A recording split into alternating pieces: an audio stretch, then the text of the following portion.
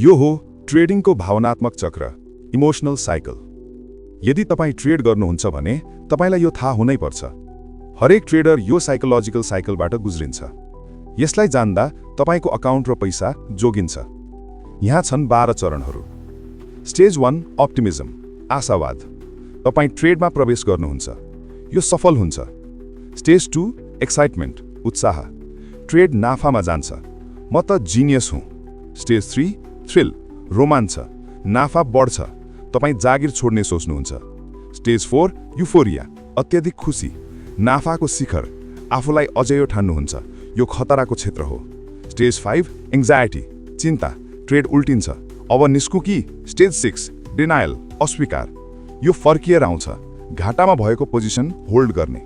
Stage 7 fear, डर, ठूलो घाटा, आत्तिने सुरु हुन्छ।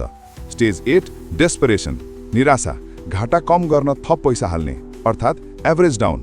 स्टेज 9 प्यानिक, आत्तिने, अकाउन्ट रित्तिँदैछ, दिमागले काम गर्दैन।